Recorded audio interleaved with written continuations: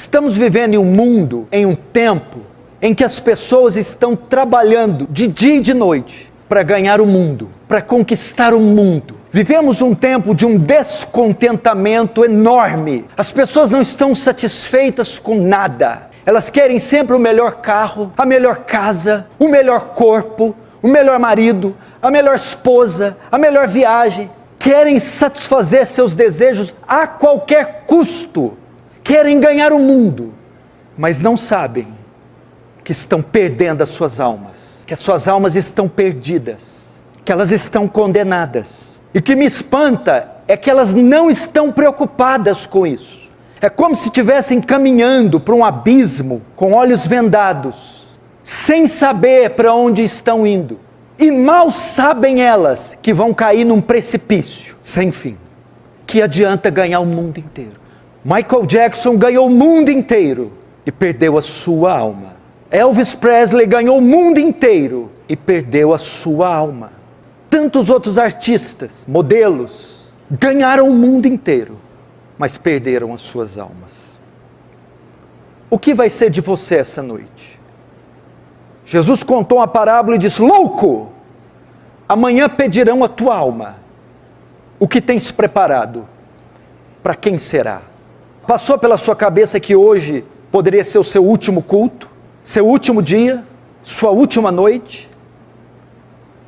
Pastor, o senhor não pode dizer isso, que vai ser meu. Nem você pode. A morte é uma experiência que nós sabemos que é certa, porém imprevisível. E se hoje for o seu último culto, a sua última noite, o seu último dia, como estará a sua alma? Em Amós está escrito: prepara-te, ó Israel, para encontrar com o teu Senhor. Você está preparado para encontrar com o teu Senhor? Você está preparado para se colocar de pé diante daquele tribunal e dar conta das suas obras? O que será de você se Ele te chamar essa noite? Você deveria estar preocupado com isso. Você tem uma vida só. Deveria se preocupar com o que fazer dela e tirar um pouco dos olhos dessa vida, porque ela passa. Tiago chama essa vida de vapor. Você já abriu a tampa de uma panela quando está fervendo? Você já viu o vapor que sai? Quanto tempo dura aquele vapor da tampa da panela? Segundos. Moisés, no Salmo 90, diz que a vida é um conto ligeiro, é um breve pensamento, é como um capim que o sol seca e o vento sopra. Se a sua vida é tão breve, você não deveria preocupar com a parte dela que é eterna, com a parte imaterial e não só com a material? Você já parou para pensar que daqui a uns anos o seu neto vai estar te dando banho, que você não vai conseguir sequer erguer o copo para levar a boca, que daqui a uns dias vão estar velando você e passou e seu nome vai ficar no esquecimento? E o que vai contar de verdade é a parte sua imaterial, que não morre, sua alma. Não, as pessoas não estão preocupadas, mesmo dentro da igreja.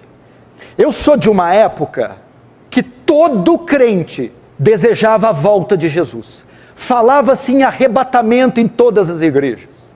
As conversas dos crentes eram: Jesus vai voltar, Jesus vai arrebatar a sua igreja, Jesus vai nos buscar.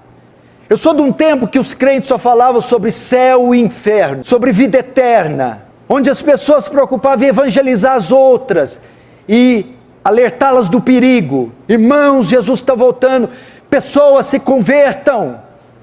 Hoje é um tempo de teologia coach.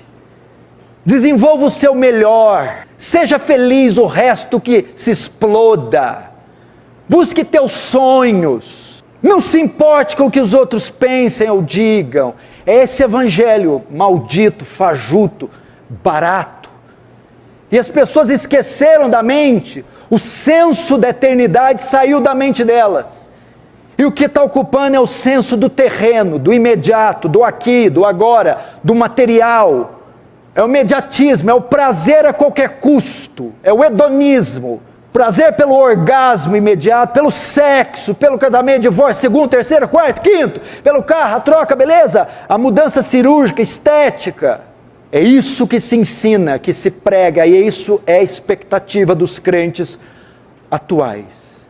Mas eu entrava em casa de cristãos na década de 90, 80, e via-se quadros com versículos, quadro dos dois caminhos, a porta larga e estreita, quadros da Arca de Noé, hinos eram cantados em disco de vinil, hinos antigos, bíblicos. As irmãs oravam antes da refeição, liam textos, tinham temor, e todos esperavam a volta de Jesus e a salvação. Hoje, você está preocupado com isso? Com o que Jesus disse? O que aproveita o homem ganhar o mundo inteiro e perder a sua alma? O que dará o homem em troca da sua alma? Você esqueceu dos sinais? Você não está vendo a mudança desse mundo? Eu estou convencido que Jesus está voltando. Eu estou convencido que o mundo está passando por mudanças que não voltarão mais, e que isso são sinais das profecias. Jesus está voltando mais rápido do que você imagina.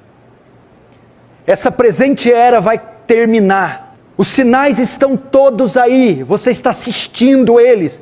Eles estão acontecendo com uma velocidade espantosa na natureza, na política, na religião, na economia. Todos os sinais previstos em Daniel, em Isaías, em Mateus, em Tessalonicenses, em Apocalipse. A volta de Jesus é a redenção das coisas. Juízo para os ímpios, redenção dos justos, a consumação dos séculos. O que vai adiantar todo esse tempo gasto nisso que você está gastando quando Jesus voltar? O que vai adiantar o seu coração estar aplicado onde está aplicado dessa forma? Se Jesus está às vésperas, o Senhor está anunciando a nós, o céu já está trovejando a sua ira, Ele está anunciando o seu retorno. A igreja devia estar se preparando para isso. Não seria tolice gastar seu dinheiro, seu corpo, seu tempo, suas convicções, seus talentos, seus dons, com aquilo que não vai refletir na eternidade, se ela está a um passo de nos alcançar? Como está a sua vida? Você diz, não, mas eu entrei aqui cheio de sofrimento, problemas, dívida, tristeza. Não, você não entrou aqui assim. Você não sabe o que é sofrimento. Sofrimento não é dívida. Sofrimento não é doença. Sofrimento não é divórcio. Sofrimento não é ficar sozinha querendo marido. Sofrimento é o pecado. Esse é o grande mal da sociedade. E essa é a grande causa de toda, é a origem de todo o sofrimento. E as pessoas estão colocando os olhos na coisa errada. A origem de tudo que é ruim é o pecado. O seu grande problema essa noite é o pecado. Você herdou o pecado de Adão. Esse é o seu grande mal. Você precisa abrir seus olhos para isso. A palavra pecado no grego quer dizer hamartia. Quer dizer perda da marca ou errar o alvo. Nós erramos o alvo. Nós estamos aquém daquilo que Deus determinou. E quais as consequências do pecado? Romanos 6, 23, porque o salário do pecado é a morte, haverá punição severa para o pecador. Hebreus 2 diz que toda transgressão recebeu justo castigo. A Bíblia diz em Êxodo 34 que ele não tem o culpado por inocente, que do céu manifesta sua ira contra a impiedade dos homens. E esse é o nosso problema, é o pecado. Ele nos afastou de Deus. E por que o pecado é tão grave? Por causa da sua santidade. Deus não é como nós, Salmo 50. Deus é santo. Santidade fala de duas coisas. Primeiro, da impecabilidade de Deus. Não há mancha em Deus, não há erro em Deus. Deus é puro, intensamente puro, livre de mancha, mácula, iniquidade ou pecado. Ele é puro. Abacuque 1,13 diz: tu é tão puro de olhos que não pode contemplar o mal. Não pode, ele tem aversão ao impuro, aversão ao mal. E segundo, santidade fala da sua perfeição moral.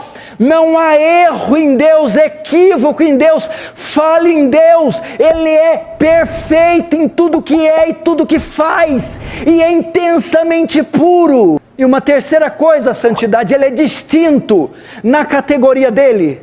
Só existe ele.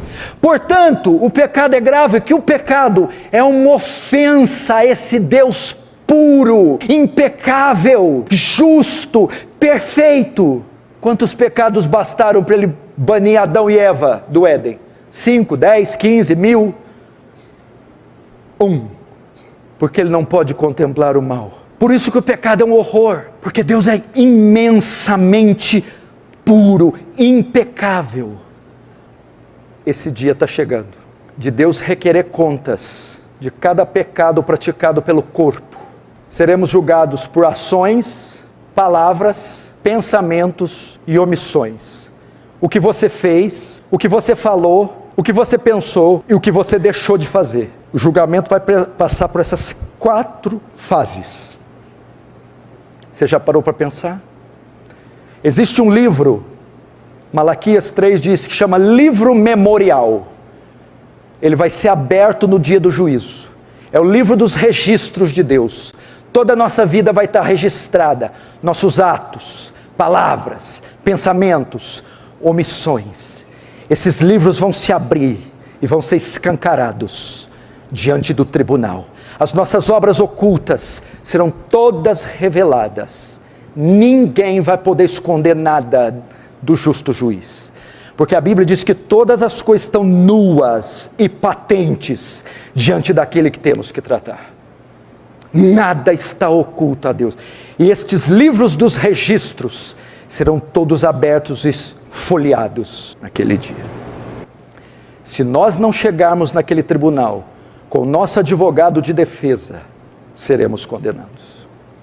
Que adianta ganhar o mundo inteiro, andar em Rolls Royce, Cadillacs, BMWs conversíveis, Lamborghinis, Porsches, ser os playboys, ganhar o mundo inteiro, e a sua alma está falida, pútrida, podre, carcomida, caiada. O que adianta? Você não deveria se preocupar com ela? Paulo em 2 Coríntios 13:5 diz assim: examine-se para saber se você está na fé. O que esse texto quer dizer? Faça uma avaliação para saber se você é salvo. Faz um exame, é uma ordem, e é uma ordem para a igreja. Examine-se a si mesmo para saber se está na fé. Examine a sua conversão, avalia ela. Avalie a sua salvação. Avalie se você morrer hoje, você entra na vida ou entra na morte. Veja seus atos, olha para o seu coração. Ele tem amargura, ele tem ídolo, ele tem crítica, ele tem ranço, ele tem rancor, ou é um coração maleável, quebrantado, perdoador, puro? Olha para o teu coração. Tem um espaço aí que só Cristo ocupa. Veja a sua postura, se ela condiz com o que a Escritura ordena que um cristão ande. Você fala como a Bíblia manda um cristão falar, age como a Bíblia manda um cristão agir, usa seu dinheiro como a Bíblia manda usar, você tem vínculo com a igreja como a Bíblia manda ter, sua mente é pura como a Bíblia manda ela ser. Avalia. Jesus disse: pelos seus frutos os conhecereis. Colhe-se figo de abrolhos, ou uvas dos espinheiros. Portanto, uma árvore má não pode dar bom fruto, nem uma árvore boa pode dar um mau fruto. Você já viu algum pé de laranja da limão? Quem já viu? Limoeiro dá limão, laranjeira dá laranja. Crente dá bom fruto, dá fruto de crente. Diz que é crente, mas dá fruto de ímpio. Então não é crente, é ímpio. É pelo fruto que conhece. É o fruto que dá, é lá com a esposa na porta fechada do quarto. É lá no computador de noite, quando todo mundo está dormindo. É lá com o din-din, a hora que está assinando coisa, é ali é o fruto. É a hora que está passando uma mulher na rua, seminua. É quando olha para o coração, o que guarda aqui dentro. É pelo fruto, não é o quanto congrega. Eu estou tratando da coisa mais valiosa que você tem, sua alma. E essa vai passar a eternidade, ou no céu, ou no inferno. E pode ser hoje. Não convém então levar a sério essa mensagem? A coisa mais importante que você tem, sua alma. Meu Deus, a sua alma. E ela só tem 2 destinos: a condenação eterna ou a vida eterna. Você precisa parar, desliga os celulares, deixa de olhar no relógio, cancela todos os compromissos e trate da coisa mais importante que você tem, sua alma. Você não vai sair daqui hoje sem a sua salvação. Eu sei que tem gente sentada aqui que não é salva. É claro que não é. E talvez você que não é, saiba que não é. Vai ficar relutando até quando? Será que Deus não marcou este culto hoje para tratar da sua alma? Da sua. Não para te condenar, mas para te salvar. Como se dá a salvação? Abre comigo lá em João 3. João capítulo 3, verso 16. Diz assim: porque Deus amou o mundo de tal maneira que deu seu Filho unigênito, para que todo o que nele crê não pereça, mas tenha a vida eterna. Lutero chamou João 3,16 de mini evangelho. Todo o evangelho está contido nesse versículo. Pastor, como um homem pode ser salvo? O senhor mostrou a enfermidade, agora mostra a cura. Eu mostrei a doença, agora eu quero mostrar o remédio. Tem alguém dentre nós aqui que está interessado em sua alma? Que enquanto eu falava, abriu o coração e disse: eu não quero sair daqui sem passar da morte para a vida. Eu não quero sair daqui sem o perdão dos meus pecados. Você vai pegar um pouco a sua arrogância, orgulho e prepotência religiosa de 65 anos de crente e vai deixá-la de lado. E como uma criança vai se humilhar aos pés do Salvador, dizendo: eu preciso da cura, não das minhas doenças, mas dos meus pecados. Eu preciso da vida eterna. Para nós sermos salvos, teve que haver uma troca, teve que haver um pagamento. Ela é pela graça, mas não foi de graça. E tem um ponto que a salvação pode ser dita que ela é por obra, sim, pelas obras de Cristo. Para nós sermos salvos, outro tinha que assumir o nosso lugar, nossos pecados, nossa culpa e pagar por eles. Isso aqui aponta para o que? A salvação não é meritória, ela não vem por obra, senão não haveria necessidade de Cristo morrer. Pela graça sois salvos por meio da fé. Isso não vem de vós, é dom de Deus, não vem de obras para que ninguém se glorie. A fé é o braço que recebe o presente de Deus, salvação. A fé é a ferramenta que se apropria da obra gratuita. Pela graça sois salvos, salvação pela graça, por meio da fé. A fé é o braço que estende a Deus e diz: me dê a salvação, me dê. Qual é a condição? Você tem que crer, meu irmão. Você precisa crer, meu irmão. Você que está hoje aqui é chamado a crer, meu irmão. Você que está morto em pecados, você que está desviado, você que está fazendo tudo errado às escondidas, Deus está te chamando para crer. Creia, meu irmão. Há uma diferença que talvez você nunca aprendeu o que é fé salvadora. Existem 2 fés na Bíblia. A fé não é a mesma. A fé que você conhece é essa fé aí do R.R. Soares. A fé para curar caroço, a fé para ter casa. Não é essa fé. Ah, eu creio, vai dar certo, não é essa esperança positiva. A fé aqui tem a conotação de confiança. Eu deposito a confiança da minha salvação naquele que é maior que eu, naquele que é mais justo do que eu, naquele que é bom, mais bom do que eu. Eu deposito minha confiança nos méritos dele. Essa é a fé salvadora. Eu confio que ele é o Filho de Deus, que ele levou meus pecados na cruz, que ele pagou por eles, e neste sacrifício eu descanso. Eu apoio a minha fé, minha segurança. Pense novamente, se for hoje o seu último dia, como está a sua vida? Você é uma ovelha ou você é um bode? Joio ou trigo? Virgem nécia ou virgem prudente? Eu não estou dizendo quantos anos você já batizou, quais igrejas você passou, não é nada disso. Você é uma nova criatura, você nasceu de novo, foi regenerado, o Espírito Santo habita em você, você pratica obras de justiça, tem amor pela verdade, ódio pelo pecado, ódio pelo mundo, vive uma vida pura. Se você entrou aqui sem essas características, você não precisa sair sem elas. Deus pode te conceder isso hoje. Como você deve chegar até Ele? A prostituta chegou diante dele e confessou seus pecados aos seus pés, se arrependeu e creu. O tempo está cumprido, o reino está próximo, arrependei-vos e credes. Vá diante dele e confesse seus pecados.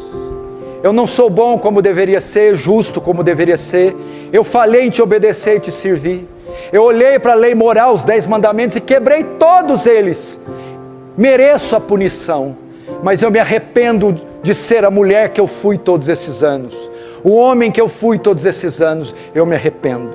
Veja só, arrependimento bíblico não é arrepender de um ato, é de um estado. Não é arrepender do que você fez, é arrepender de quem você é. Não é de um ato isolado, arrependo do que eu fiz ontem, não, arrependo do homem que eu fui todos esses anos. Não é arrepender do que você faz, é arrepender do que você é. Você disse, eu me arrependo de ter feito aquilo que a minha mulher ontem. Não, eu me arrependo de ser o marido que eu sempre fui, o homem que eu sempre fui. Eu me arrependo do meu estado. Essa é a ideia. Se arrepende, se arrepende. E segundo, fé. Debruce-se naquela cruz, aos pés dela, e diz, eu creio que o Senhor fez o que eu não poderia fazer. Se você fizer isso, e o Espírito Santo te conduzir, hoje, não é amanhã, hoje você é salvo, agora você passa da morte para a vida. O Espírito Santo regenera você, chama você.